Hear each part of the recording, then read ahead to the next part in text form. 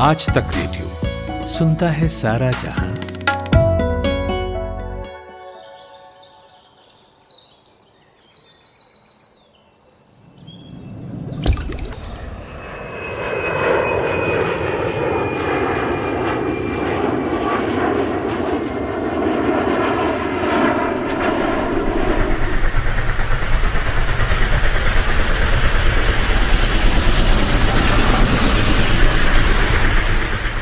तो अभी ये आप अलग अलग आवाज़ें सुन रहे थे। जब आप ट्रेन में सफ़र कर रहे होते हो तो ट्रेन के दौड़ने की आवाज़ से भी हम सुर निकाल लेते हैं, या कोई हथौड़ा ज़ोर से मार रहा हो उसकी ताल भी हम पकड़ लेते हैं। आपने कभी हॉरर फिल्म्स को म्यूट पर देखा है? एक बार ज़रूर देखिएगा। जब वो डरावनी आवाज़ ना हो ना तो कुछ थ्रिल नहीं मिलता। फिल्म में जो हीरो हीरोइन डांस करते हैं, क्या उसे बिना म्यूज़िक के देखने में मज़ा आएगा? नहीं ना। यानी हमारे जीवन में ध्वनि का होना कितना इम्पोर्टेंट है आप समझ सकते हैं। लेकिन अगर आपको ये सब कम सुनाई देने लगे, या आपको सुनने में एफर्ट करना पड़ रहा हो, या सोचिए कि आप सुनना ही बंद कर दें, तो फिर वैसे इसका इलाज है। और अगर कम सुनाई दे रहा है तो पहले ही सावधान होना सही रहेगा। तो चलिए आज हेलो डॉक्टर में हम इसी पर बात करेंगे।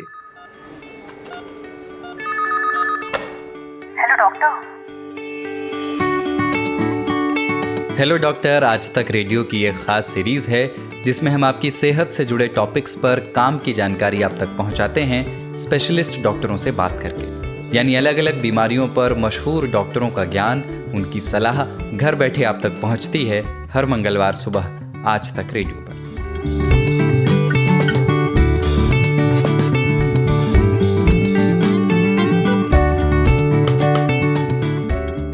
नमस्कार, आज तक रेडियो पर आप सुन रहे हैं हेलो डॉक्टर। मेरा नाम प्रतीक वाघमारे है। क्या आप जानते हैं कि कम सुनाई देना बहरेपन का संकेत हो सकता है? आज के हेलो डॉक्टर में हम आपको इस पर विस्तार से जानकारी देंगे। कई बार जन्म से ही बच्चा सुन नहीं सकता। क्या इलाज है, इसके पीछे क्या कारण है और कैसे पता करेंगे कि बच्चा सुन नहीं सकता, इस पर बात होगी। फिर आजकल के युवाओं को भी सलाह देंगे जिनके कान में 24 घंटे ईयरफोन होता है, और कान को कैसे साफ रखे, क्या करे क्या ना करे, सब बताएंगे। डॉक्टर से सलाह लेंगे। मैंने बात की डॉक्टर सुनीला गर्ग से, जो professor of excellence community medicine Maulana Azad medical college से है। Doctor Sunila Garg honorary secretary general है साउंड हियरिंग 2030 की, और फाउंडिंग मेंबर है national programme for prevention and control of deafness. Doctor Sunila Garg, आपका बहुत बहुत स्वागत है आज तक रेडियो के साथ जुड़ने के लिए। धन्यवाद। तो डॉक्टर, हियरिंग लॉस पर तो हम बात करेंगे ही, लेकिन उससे पहले आपसे ये समझना चाहते हैं आसान भाषा में कि ये जो हमारा कान होता है, ईयर, ये काम कैसे करता है? ये आपने बहुत ही इम्पोर्टेंट क्वेश्चन पूछा है मेरे से। तो सबसे पहले इसके लिए कान कैसे काम करता है, इसके लिए हमें कान की रचना या स्ट्रक्चर को समझना पड़ेगा। कान के 3 हिस्से होते हैं, बाहरी हिस्सा, एक बीच का हिस्सा और एक अंदर का हिस्सा। तो कान का बाहरी हिस्सा, जिसको कि आप देखिए कान जो हम कहते हैं, जिसको कान पकड़ना भी कहते हैं, उसको हम पिन्ना कहते हैं। तो पिन्ना जो है वो लीड करता है हमारी एक्सटर्नल कनाल, यानी कि बाहरी कनाल में। तो बाहरी कनाल जो है वहाँ वो जो है बाहरी हिस्सा जो ईयर का है वो टिम्पैनिक मेम्ब्रेन, जिसको कि कान का पर्दा कहते हैं, वहां तक होता है। और कई बार बच्चों में जैसे कान बहता है वगैरह, तो वो कान का पर्दा फट जाता है करके, तो वहां तक आप समझिए बाहरी हिस्सा होता है। उसके बाद में हमारा बीच का हिस्सा होता है, जहाँ पे कि 3 बहुत छोटी छोटी बोन्स होती हैं और बहुत ही यूनिक, बहुत छोटी छोटी हड्डियां, जिसको कि कहेंगे मैलियस, इंकस और स्टेपिस। ये जैसे कि हॉर्स के लिए चढ़ने के लिए हम स्टेपिस, जैसे कि एक तरफ हम पैर में, मैलियस, इंकस और स्टेपिस, ये 3 हड्डियों के नाम है। और उसके बाद में कान का अंदर का हिस्सा शुरू हो जाता है, जिसको कि हम कॉक्लिया कहते हैं। वहाँ पे एक द्रव्य पदार्थ भी होता है। तो जब कोई भी आवाज होती है तो वो बाहरी कान से होती हुई टिम्पैनिक मेम्ब्रेन को टकराती है, और उसके बाद में वो बीच वाले हिस्से में जाती है, जहाँ पे कि ये मेलियस, इंकस और स्टेपिस जो 3 बोन्स हैं ये वाइब्रेट करने लगती है और यहाँ से 22 गुना जो है वो आवाज बढ़ जाती है और वहां से ये अंधकार खिड़की के द्वारा अंदर के एक हिस्से में प्रवेश करती है। तो मैंने क्या बताया था, एक बीच का हिस्सा, एक अंदर वाला हिस्सा, वहां पे कॉक्लिया होता है और वहाँ पे द्रव्य पदार्थ भी होता है। तो द्रव्य पदार्थ में ही कंपन शुरू हो जाता है और वहाँ पे जिसको कि हम हेयर सेल्स होते हैं, ये विषयकार कोशिकाएं होती हैं, वो वाइब्रेट करने लगती हैं और वहाँ से ऑडिटरी नर्व के द्वारा, यानी कि जो ऑडिटरी मतलब सुनने वाली जो नर्व है, वो उसके माध्यम से हमारी जो तरंगे हैं वो दिमाग तक जाती हैं, तो तब हम जाके सुन पाते हैं।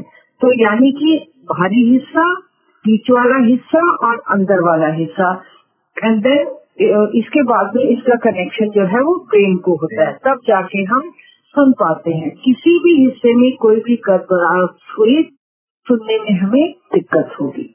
ये इसको समझना बहुत ज्यादा जरूरी है और ये आपका बहुत ही महत्वपूर्ण क्वेश्चन है। जी डॉक्टर, हम अलग अलग एज रिलेटेड ग्रुप के भी मैं बात करना चाहूंगा। तो बच्चों से अगर मैं शुरू करूं तो जो न्यूबॉर्न्स होते हैं, कई बच्चे हैं जो जन्म लेते ही उनके सुनने की जो शक्ति होती है वो विकसित नहीं हो पाती है, तो इसके पीछे क्या कारण? सबसे पहले तो नवजात शिशुओं के बारे में मैं ये कहना चाहती हूँ कि हर बार आपने ये समझना होगा कि जितनी भी डिलीवरीज होती हैं, 1000 डिलीवरीज में से 2 या 3 बच्चे ऐसे होते हैं जो कि बचपन से ही, यानी कि पैदा होने से ही उनकी सुनने की क्षमता बिल्कुल कम होती है। अब आप मेरे से पूछेंगे इसके क्या कारण है? इसके कारण है यानी कि मदर को गर्भावस्था के दौरान कोई इन्फेक्शन हुई, जिसको कि हम रूबेला इन्फेक्शन या कोई वायरस इन्फेक्शन हुई, जिसकी वजह से बच्चे को पैदा होते ही नजर आती है, यानी कि उसका बच्चे का पूरा विकास नहीं हो पाया और कान का भी विकास नहीं हो पाया। या मदर ऐसी मेडिसिन है जो कि ऑटोटॉक्सिक मेडिसिन हम कहते हैं, जो कि बच्चे के कान पे पूरा असर करती है। माँ की कान से तो करती है, परंतु बच्चे के उससे भी करती है। तो ये कुछ इम्पोर्टेंट कारण है। और तीसरा इम्पोर्टेंट कारण जो कि हम साउथ ऑफ इंडिया में, यानी कि दक्षिण हिस्सा जो हमारे भारत का, वहाँ देखा जाता है कि फैमिली रिलेशन में शादियां बहुत कॉमन होती है। तो वहाँ पे भी ये बच्चों में कंजेनाइटल अनोमली यानी कि बर्थ डिफेक्ट देखे जाते हैं, जिसकी वजह से उनका कान विकसित नहीं हो पाता और वो बच्चे सुन नहीं पाते हैं करके। ओके, तो इसमें फिर हम ऐसे आइडेंटिफाई कैसे करेंगे, पहचान कैसे होगी कि बच्चे की सुनने की शक्ति है वो कमजोर है? जी, इसको 2 तरीके हैं। एक तो जो बच्चे हॉस्पिटल में पैदा होते हैं, पर्टिकुलरली हम देखेंगे 2 तरह के अस्पताल हैं हमारे, प्राइवेट अस्पताल हैं और सरकारी अस्पताल हैं। जहाँ तक प्राइवेट अस्पताल है जो कि बड़े बड़े सेक्टर्स में है, हम देखते हैं कि बच्चे की डिलीवरी होते ही, डिस्चार्ज होने से पहले ही उसकी सुनने की क्षमता की जांच की जाती है, जिसको कि हम ऑटोकॉस्टिक एमिशन मशीन कहते हैं उसके द्वारा, और उसमें आता है पास या फेल। तो यानी कि फेल है तो उस बच्चे को दोबारा जांच की जरूरत है, उसको दोबारा बुलाया जाता है और उसकी दोबारा ओई मशीन से भी जांच की जाती है या मशीन से भी जांच की जाती है, जिसके द्वारा हम पता लगा सकते हैं। परंतु हमारी काफी जो डिलीवरीज है वो घर पे भी होती हैं या हमारी ऐसी फैसिलिटीज पे नहीं होती जहाँ पे जांच की हमारे पास में सुविधा उपलब्ध है। तो वो बच्चे जो है हमारे टीकाकरण के दौरान में हमारे सेंटर आते हैं, तो बेसिकली उनको हम हेल्थ वर्कर्स को बोलते हैं कि कोई नॉइस मेकर या झुंझुना वगैरह लगा के देखे और बजा के देखे कि बच्चा उसको रिस्पॉन्ड कर रहा है कि नहीं। तीसरी चीज ये है कि घर में भी कई बार माता पिता हालांकि उसको एक्सेप्ट नहीं करते हैं, परंतु बच्चा खेल रहा होता है, वो पीछे से किसी भी तरह की ताली बजाते हैं या बच्चे को पुकारते हैं, तो आप देखते हैं बच्चा नहीं तो नॉर्मली कोई भी आवाज हो तो थोड़ा सा वो सिर हिलाता है, तो बच्चा अपने में ही रहता है, वो किसी प्रकार का कोई भी वो इशारा नहीं करता है कि बेसिकली मेरे को सुनाई नहीं दे रहा करके। तो बेसिकली इससे पता चलता है कि बच्चे को जो है सुनाई नहीं दे रहा और हमें तुरंत ही जागरूक होने की आवश्यकता है, यानी कि बहुत जल्दी एक्शन लेने की आवश्यकता है। जी, एक यंगस्टर्स में भी आजकल बड़े बड़े लोग ईयरफोन हेडफोन लगा के घूमते हैं, स्पीकर लाउड स्पीकर पे सुनना बहुत पसंद होता है, तो इनमें भी अब हेयर लॉस की जो समस्या है ये कॉमन होती जा रही है। बहुत ज्यादा ये वाली समस्या जिसको कि हम रिक्रिएशनल हियरिंग लॉस कहते हैं, यानी कि हमारी म्यूजिकल डिवाइसेस या बच्चे रॉक कंसर्ट्स में जाते हैं या बहुत ऊंचा रेडियो वॉल्यूम में सुनते हैं, कॉन्स्टेंटली आप देखेंगे उनके कान पे ईयरफोन्स लगे होते हैं। तो ये बच्चे जो हैं आजकल धीरे धीरे हम देख रहे हैं कि बहुत लार्ज नंबर से इन बच्चों में हियरिंग लॉस पाया जा रहा है, जिसको कि हम रिक्रिएशनल हियरिंग लॉस कहते हैं। और ये हमारा एक बहुत बड़ा पब्लिक हेल्थ कंसर्न है, क्योंकि ये हमारे द्वारा ही पैदा किया हुआ है। यानी कि हमारे बच्चे जो है ये एक सिस्टम को नहीं फॉलो कर पाते, यानी कि लिमिटेड मात्रा में हमें सुनना है, चाहे वो रेडियो है या चाहे वो ऑडियो डिवाइसेस है। तो अगर हम इसको अनलिमिटेड मात्रा में किसी भी चीज का हम आप कहेंगे कि उसका हम सही तरीके से प्रयोग नहीं करते हैं, तो ये कान के लिए बहुत ज्यादा नुकसानदेह है। और ये हमारे को जिंदगी भर ये हियरिंग लॉस है, क्योंकि वो बच्चा बहुत बच्चा है। आपको ये समझना है कि बेसिकली वो करीबन 15-16 साल का बच्चा है या 17-18 साल का बच्चा है, 20-21 साल का है, उसके आगे उसकी पूरी जिंदगी पड़ी है। तो ये हियरिंग लॉस जो है उसके लिए पूरी जिंदगी के लिए बहुत ज्यादा उसके दुष्परिणाम हो सकते हैं। ओके। अब अगर हम एल्डरली की बात करें जो उम्र दराज है, उनमें किस तरीके की समस्याएं आती है? आप देखेंगे कि जैसे शरीर का हर एक अंश धीरे धीरे धीरे धीरे हम पुराना होता जाता है, ऐसे ही हमारे कान और हमारी सुनने की क्षमता भी धीरे धीरे कम होती चल जाती है। तो हम देखते हैं कि हमारे जो घर में बुजुर्ग हैं, दादा दादी हैं, नाना नानी हैं, उनमें भी आप देखेंगे कि उनमें चिड़चिड़ापन या फिर वो बार बार कहेंगे जरा तेज बोलो, या वो झुंझुना जाएंगे, या कई बार आप देखेंगे कि उस चीज को कहते हैं आप बार बार रिपीट करो। और अगर और भी ज्यादा ये सिचुएशन सीरियस हो जाती है तो हम देखते हैं कि वो जो बड़े लोग हैं वो अपने आप को घर से अलग कर लेते हैं, और कुछ हम भी सोचते हैं कि नहीं सुन पा रहे हैं करके। तो ये जो धीरे धीरे हम देख रहे हैं कि बुजुर्गों की संख्या भी हमारी बढ़ती जा रही है, क्योंकि हमारी लाइफ एक्सपेक्टेंसी भी बढ़ती जा रही है।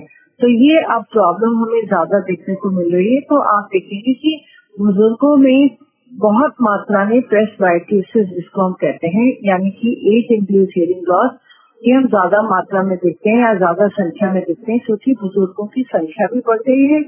और दूसरी चीज ये है कि अगर हम इनके रिहेबिलिटेशन पे ध्यान नहीं देंगे तो ये हियरिंग लॉस जो है बुजुर्गों का अनएड्रेस रह जाता है, यानी कि इस पे हम ध्यान नहीं दे पाते हैं। तो ये इसके अगर मैं इसको कहूँ कि अगर इस हियरिंग लॉस को बुजुर्गों में अगर हम एड्रेस नहीं कर पाएंगे तो इसमें जो है इसके परिणाम भी बहुत ज्यादा अच्छे नहीं होंगे, यानी कि वो नहीं सुन पाएंगे। क्योंकि आप देखेंगे कि हमारे बुजुर्ग हमारी बहुत ही ज्यादा अनमोल धरोहर है, उनसे हम बहुत कुछ सीख सकते हैं। यदि वो हियरिंग लॉस के शिकार होंगे और हम उनको सोसाइटी से या घर से अलग कर देंगे तो हम बहुत सारी चीजों से वंचित रह जाएंगे।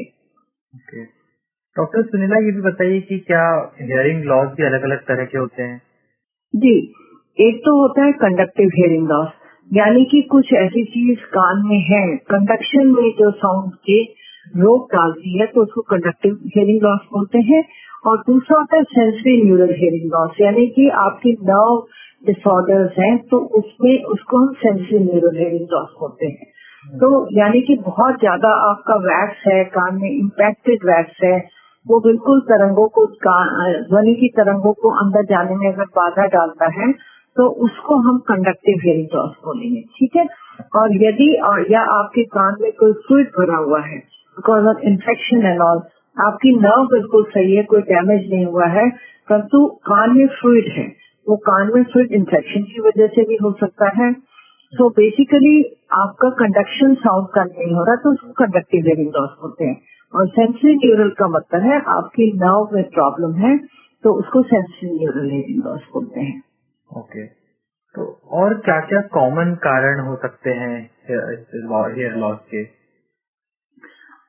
इसको आपको एक लाइफ साइकिल अप्रोच की तरह से देखना पड़ेगा, यानी कि बचपन से वृद्धावस्था तक। जैसे कि बचपन में मैंने आपको बताया कि बेसिकली आपका कंजेनाइटल हियरिंग लॉस, यानी कि बच्चा पैदा होते ही वो सुन नहीं पाता है बिकॉज ऑफ बर्थ डिफेक्ट या कुछ होते हैं। थोड़ी आगे है तो हमारी देश में आप देखेंगे कि हर एक ऑन एन एवरेज हमारा छोटा बच्चा जो है, यानी कि इन्फेंट 1 साल से छोटा और 5 साल से छोटा, 2 से 3 उसको बहुत सीवियर रेस्पिरेटरी ट्रैक्ट इन्फेक्शन के एपिसोड्स होते हैं। तो इस दौरान में उस बच्चे का कान भी बहने लगता है करके।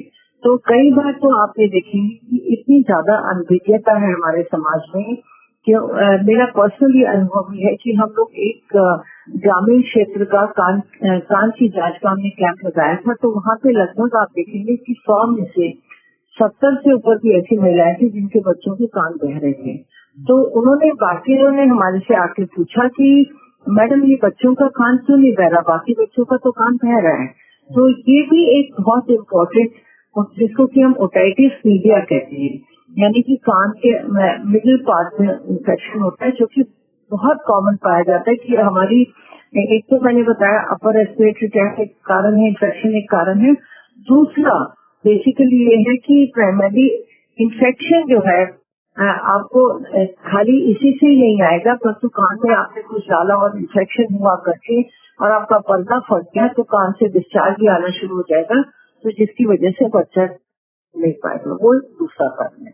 तीसरा कारण जो कि बेसिकली जो कि अभी हम डिस्कस कर रहे थे, रिक्रिएशनल नॉइज की वजह से, यानी कि आईपॉड्स की वगैरह से, या बच्चे बहुत ऊंची आवाज में या रेडियो को बहुत ऊंचा करके सुनते हैं और बहुत लंबे समय तक उस आवाज को सुनते रहते हैं, या फिर वो कंसर्ट में या डिस्को में बार बार जाते हैं, तो जिसको कि नॉइज इंड्यूस्ड हियरिंग लॉस कहते हैं। चौथा important cause noise induced hearing loss का ये भी है कि वो हमारी फैक्ट्रीज में हर एक जगह नॉइज का रेगुलेशन होना चाहिए। अगर एक फैक्ट्री वर्कर कंटिन्यूसली काम करता रहता है और उसमें बेसिकली हम फैक्ट्रीज में रेगुलेशन नहीं करते नॉइज का, और वर्कर्स को भी मफलर्स वगैरह, एयर मफलर्स वगैरह पहनने से अगर उसका प्रयोग नहीं होता, तो बेसिकली इसकी वजह से नॉइज इंड्यूस्ड हियरिंग लॉस होता है, जिसकी वजह से हम हर बार प्रिवेंटिव चेकअप रिकमेंड करते हैं। हर 6 महीने में हर एक वहाँ पे जो काम करने वाले हैं उनकी जांच होनी चाहिए। और उसके बाद में आप देखेंगे कि हमारा जो ओवर द काउंटर मेडिसिन है, आप किसी भी फार्मेसी शॉप में चले जाएंगे आजकल, बहुत लोग जो है, हमें ये बीमारी होगी तो हमें ऑगमेंटिन टैबलेट दे दीजिए या जेंटामाइसिन दे दीजिए, या इस तरह से हमारी प्रिस्क्रिप्शन जो है कई बार ओवर द काउंटर, हालांकि ये अलाउड नहीं है, फिर भी लोग एंटीबायोटिक्स का प्रयोग करते हैं, तो जिसकी वजह से जो कि हमारी ऑडिटरी नर्व है उसको फर्क पड़ता है, तो उसकी वजह से भी हमारी सुनने की क्षमता जा सकती है। और एक बहुत इम्पोर्टेंट कारण मैं आपको यही बताना चाहती हूँ कि हमारे में ये हमारे समाज में आदत है शुरू से कि कान में तेल डालना या प्याज का जूस डालना, इस तरह से बेसिकली आप देखेंगे कि ये हमारे कुछ पुराने वो जो है चले आ रहे हैं घर में। जी, कई घरों में आप देखेंगे कि माँ बाप ये कहेंगे कि कान में तेल डाल दो जिससे कि कान साफ रहेगा, परंतु ये बहुत ज्यादा घातक साबित हो सकता है।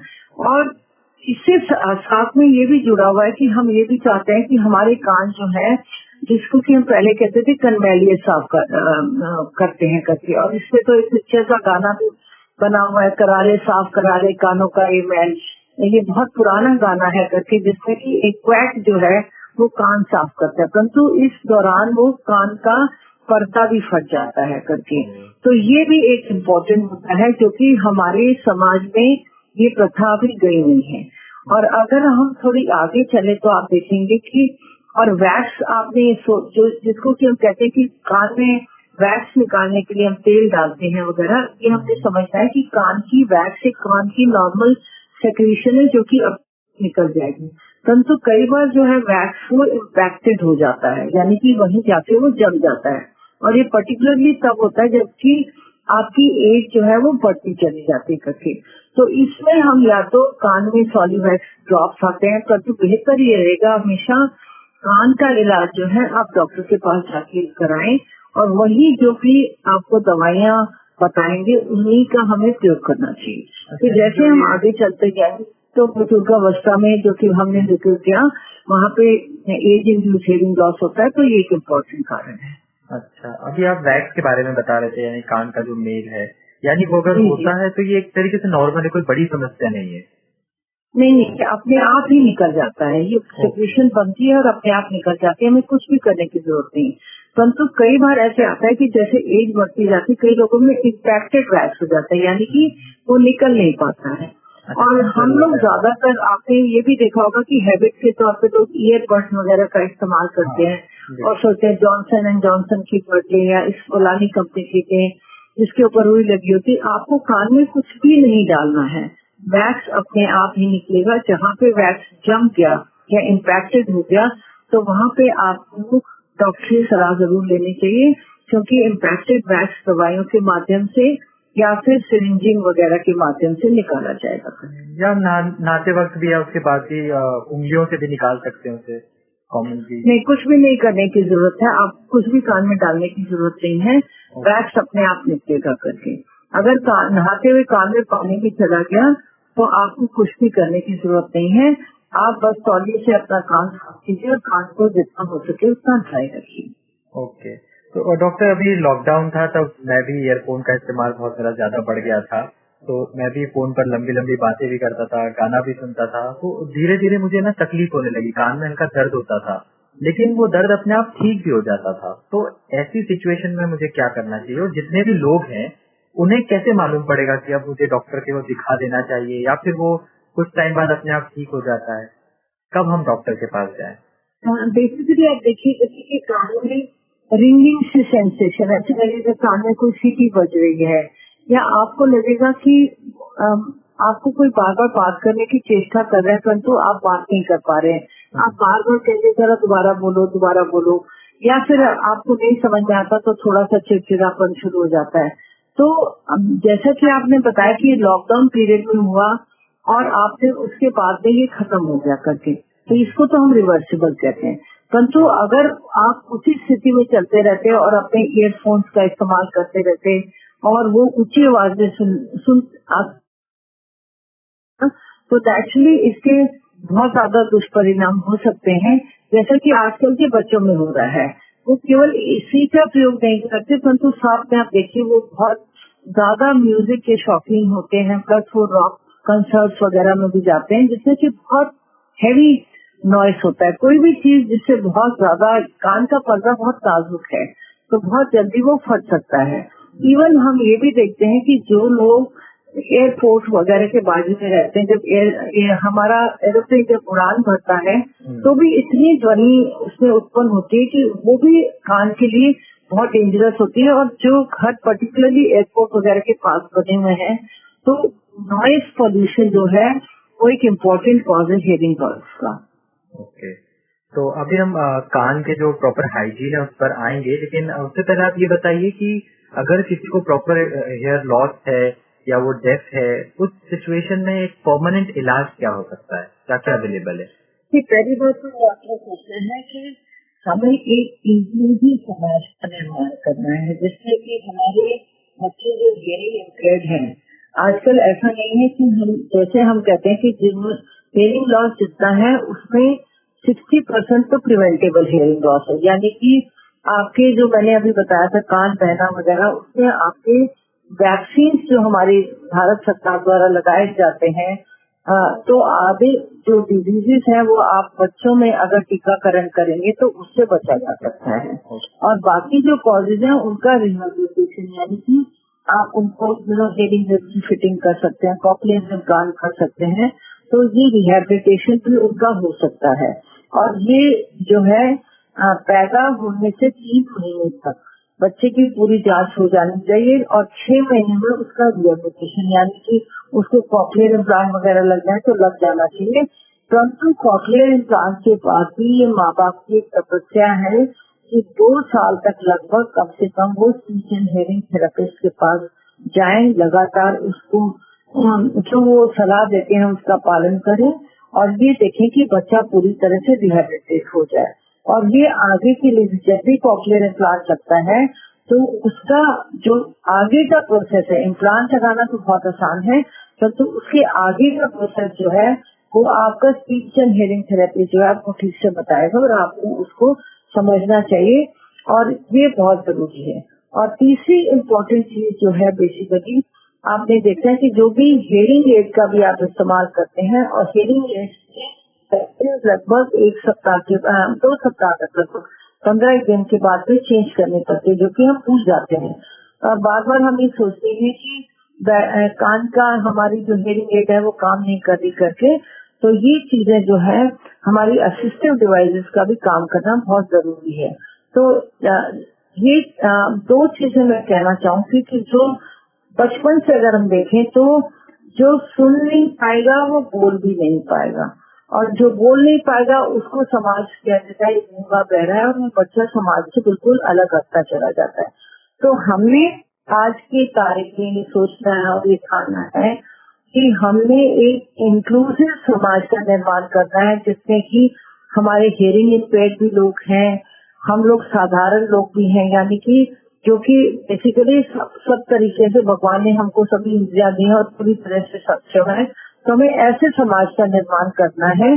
तो ये आवश्यक है कि हम जल्दी से जल्दी इन बच्चों को भी नॉर्मल स्ट्रीम में लेके आए, और ताकि हम इनको भी नॉर्मल स्कूल में भेज सकें, क्योंकि हम फोकस करते हैं बच्चा स्पेशल स्कूल में जाए, तो बजाय कि इम्प्रूव होने की वो बच्चा भी डिटोरिएट होता चला जाता है। तो हम इंक्लूसिव सोसाइटी के निर्माण करने की तरफ ज्यादा ध्यान दें, इसी तरह से हमारे देश का भी विकास होगा।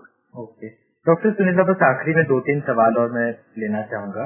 एक तो मैंने देखा है दिल्ली में ही कई लाल पगड़ी वाले लोग घूमते हैं जो कान का मेल निकालते हैं पैसे लेकर, और कुछ लोग होते हैं जो वो चमची होती है, चम्मच छोटा सा आता है, उसका भी इस्तेमाल करते हैं। उनको आप क्या सलाह देंगी जो उनसे निकलवाते हैं कान का मेल? ये दोनों ही चीजें बहुत, जैसे इनको हम करनेले भी बोलते हैं करके, तो जैसे कि मैंने अभी गाने का जिक्र भी किया था, करा ले साफ करा ले कानों का मैल, तो ये हाँ जी, तो ये वही होते हैं, और ये वाकई में क्वैक होते हैं। और इनका बेसिकली लोगों को बहुत अच्छा लगता है कि चलो घर पे आके इन्होंने हमारे कान का मैल निकाल दिया, परंतु वाकई में ही आप देखेंगे ज्यादातर पर्दा जब कान का फटता है, इतना नाजुक पर्दा होता है, और ये लोग काफी जोर से बहुत ये उस तरह से वैक्स निकालने की चेष्टा करते हैं वगैरह, तो इससे कान को बहुत ज्यादा नुकसान पहुंचता है। तो हमें इनसे हमेशा जितना हो सके, जितना क्या हो सके, बल्कि मैं तो कहूँगी बिल्कुल ही नहीं करना चाहिए इनको बुलाना चाहिए, और इनको बल्कि समाज में हमें ये भी जागरूकता फैलानी चाहिए कि इनको बेसिकली आप कभी भी आप कोई भी प्रॉब्लम है तो आप डॉक्टर के पास जाएं, बजाय कि मैंने से अपना कान साफ करें। ओके, आप बता रही थी अगर कान में पानी चला जाए तो आप नॉर्मल उसे तौलिए से सुखा लें, लेकिन अगर दर्द होने लगे, ज्यादा पानी किसी के कान में चला जाए, तो क्या वो प्रॉब्लमेटिक है ज्यादा?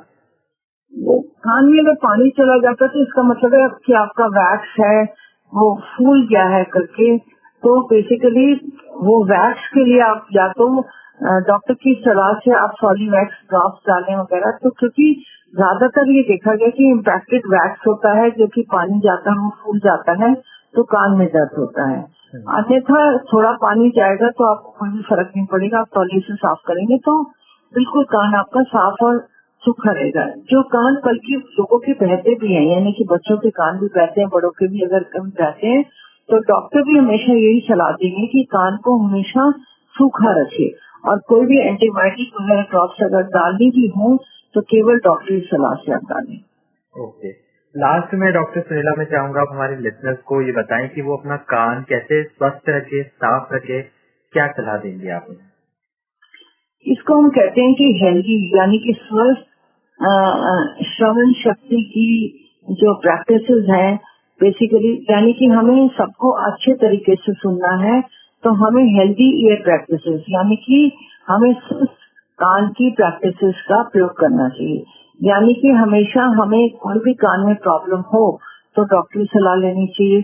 कभी भी हमें लगे नहीं कर रहा है तो तुरंत आप डॉक्टर के पास जाइए, क्योंकि आज की तारीख में हम इतने एडवांस हो चुके हैं कि हमारा रिहेबिलिटेशन पॉसिबल है। तीसरा, अगर बेसिकली अगर बच्चे का कान बह रहा है या किसी बड़े का भी बह रहा है तो भी आप डॉक्टर की सलाह लीजिए। किसी भी प्रकार की मेडिसिन, पर्टिकुलरली एंटीबायोटिक्स का अगर प्रयोग करना हो तो भी डॉक्टरी सलाह से ही आप प्रयोग करें, क्योंकि ये बहुत ज्यादा घातक साबित हो सकते हैं कान के लिए। वैक्स के लिए आपको ईयरबड्स वगैरह डालने की जरूरत नहीं। वैक्स अपने आप ये पदार्थ जो है, सिक्रीशन जो है, अपने आप ही निकलता। इम्पैक्टेड वैक्स अगर हो गया है, आपको लग रहा है कि कान में वाकई में आपको बार बार कान को खींचना पड़ रहा है, तो फिर आप डॉक्टर के पास ये हो सकता है कुछ सॉलिवैक्स ड्रॉप्स टाइप की वैक्स डिसॉल्व करने की वो नहीं तो वो कान की सिरिंज करेंगे। और अगली चीज ये है कि जरा भी आपको सुनने में अगर दिक्कत हो रही है तो अपनी ऑडियोमेट्री कराएं, जिससे कि आप पता चले कि आपका हियरिंग लॉस किस किस्म का है। और अगली चीज मैं ये भी कहना चाहूंगी, एक तो यंग बच्चों के लिए कि आप म्यूजिक को एक लिमिटेड दायरे में सुने, ताकि वो कानों को मधुर लगे, ना कि एक चिल्लाहट के रूप में सुने। और मैं फैक्ट्री वर्कर्स से भी अपील करूंगी, आपने वर्कर्स को हर 6 महीने में जांच कराए और ये भी देखें कि उनके लिए एयर मफलर्स वगैरह उपलब्ध हों। और जहाँ तक कि मैंने आपको बताया कि हमारी सबसे बहुमूल्य धरोहर है हमारे बुजुर्ग व्यक्ति, हम ये जरूरी है कि उनकी तरफ ध्यान दें। जरा भी वो चिड़चिड़े हो रहे हैं, बार बार कह रहे हैं कि दोबारा बोलो, जोर से बोलो, तो हमें उस चीज को इग्नोर नहीं करना चाहिए और उनको डॉक्टर के पास ले जाकर उनकी भी कान की जांच करवानी चाहिए।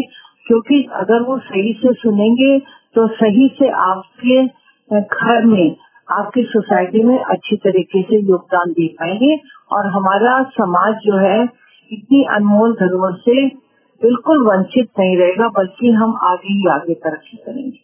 चलिए, तो डॉक्टर सुनीला ने जितनी भी बातें बताई है वो सारी नोट करने लायक है, ध्यान रखने लायक बातें हैं। बहुत बहुत शुक्रिया, thank you so much doctor Sunila हमसे बातचीत करने के लिए। बहुत बहुत धन्यवाद। और मुझे उम्मीद कि लिसनर्स इसको सुन के एटलीस्ट, जो कि हमारी एक बहुत बड़ी समस्या है, और ये भी आपको समझना पड़ेगा कि हमारे 6.3% लोग ऐसे हैं कि जो, यानी कि 100 में से 6.3 जो कि मॉडरेट से सीवियर हियरिंग लॉस से ग्रसित हैं, तो ये इससे बच पाएंगे और हम एक सामाजिक विकास में एक अपना बहुत अच्छा कंट्रीब्यूशन दे पाएंगे। बहुत बहुत धन्यवाद। उम्मीद है आपको आज के हेलो डॉक्टर से खूब सारी जानकारियाँ मिली होंगी। फिलहाल इस कार्यक्रम में बस इतना ही। आप हमसे कुछ कहना चाहते हो, कोई सलाह, सुझाव या शिकायत हो तो हमें लिख सकते हैं radio@aajtak.com पर। ये हमारा ईमेल पता है। आप हेलो डॉक्टर को Hubhopper, Google podcast, Apple podcast, Spotify, Jio Saavn और पॉकेट कास्ट जैसे कई प्लेटफॉर्म्स पर सुन सकते हैं। अब मुझे यानी प्रतीक वाघमारे को दीजिए इजाज़त और सुनते रहिए आज तक रेडियो। नमस्कार।